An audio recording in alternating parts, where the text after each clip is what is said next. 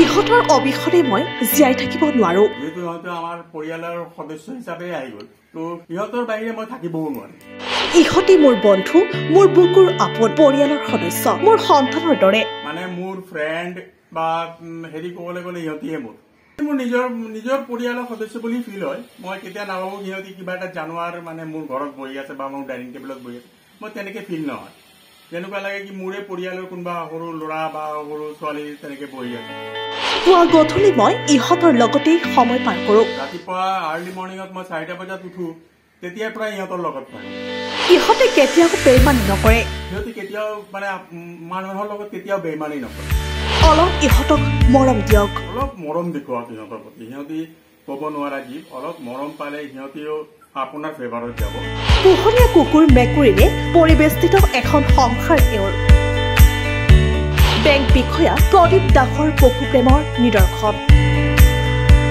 এওঁ এগৰাকী ভাৰতীয় ষ্টেট বেংক মৰিয়নি শাখাৰ বেংক বিষয়া।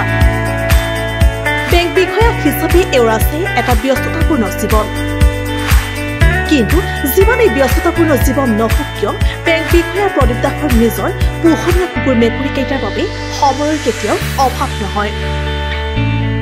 যি সময়ত মানৱীয় সম্পৰ্কবোৰৰ চৰম অৱনতি ঘটিছে, পশু পক্ষীসমূহক অবাধাৰত নিধন কৰা হৈছে, মানুহৰ মনত সদ্ভাৱ সহানুভূতিৰ দৰে মানৱীয় প্ৰমূল্যবোধবোৰ হেৰাই গৈছে, সেই সময়তে মৰিয়নিৰ 1 নং ৱাৰ্ডৰ কেনেডি পাৰ্কৰ নিবাসী প্ৰদীপ দাসে দাঙি ধৰিছে পশুপ্ৰেমৰ উৎকৃষ্ট নিদৰ্শন।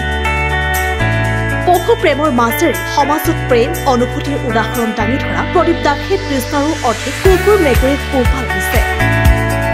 কুকুৰ আৰু মেকুৰীৰে গঢ়িছে এখন সুখৰ সংসাৰ, কৰিছে নিজৰ সন্তানৰ দৰে প্ৰতিপালন। হৃদয়বান ব্যক্তিগৰাকী বাটে ঘাটে অসহায় অৱস্থাত পোৱা কুকুৰ মেকুৰীক আনি এনেদৰে নিজৰ গৃহত দিছে আশ্ৰয়। তাৰ দ্বাৰা তেওঁ হৈ পৰিছে পশু বান্ধৱ। উল্লেখ্য যে প্ৰদীপ দাসে বহু বছৰ ধৰি নিৰাশ্ৰয় কুকুৰ মেকুৰীবোৰক নিজ গৃহত আশ্ৰয় দিয়াৰ লগতে চিকিৎসা সেৱা আৰু খাদ্য যোগান ধৰি ৰাখিছে। ইয়াৰ দ্বাৰা তেওঁ মনত অনাবিল প্ৰশান্তি পোৱাৰ কথা উল্লেখ কৰি কৈছে যে ইহঁতক কেৱল অলপ মৰম দিয়ক। কুকুৰ আছে আমাৰ ঘৰত 6টা আৰু মেকুৰী আছে টোটাল 22টা। তো সিহঁতি চব একেলগে থাকে, কোনো দিগদাৰ নাই।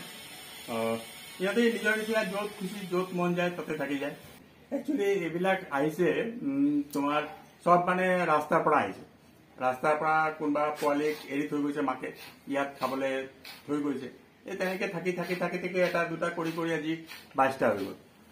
অকল মই 2টা আনিছিলো কেলকাতাৰ পৰা। এই 2টা মোৰ কেলকাতাত যেতিয়া বেমাৰ হৈছিলে তাত থাকিছিলো, সেই 3টা পোৱালি মোৰ লগত আছিলে। সেই 3টাক মই এৰিব নোৱাৰাৰ কাৰণে লৈ আহিলো। সপ্তাহত ধৰক 7 কেজিৰ পৰা 10 কেজি মাছ লাগে, প্লাছ সিহঁতৰ যিটো দানা আছে সেই দানাবিলাক প্ৰতিমাহে 1 বস্তা দানা লাগে 30 কেজি।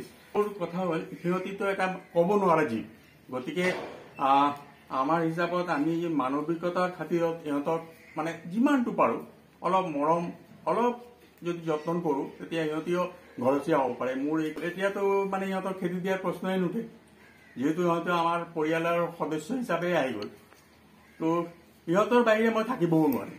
ৰাতিপুৱা আৰ্লি মৰ্ণিঙত মই 4টা বজাত উঠো, তেতিয়াৰ পৰা ইহঁতৰ লগত থাকো।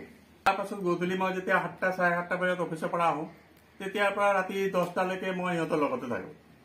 মানে মোৰ ফ্ৰেণ্ড বা হেৰি ক'বলৈ গ'লে ইহঁতিহে মোৰ। হৃদয়বান পশুপ্ৰেমী প্ৰদীপ দাস সকলোৰে আদৰ্শ হওক। ব্যুৰো ৰিপৰ্ট, প্ৰতিবিম্ব লাইভ।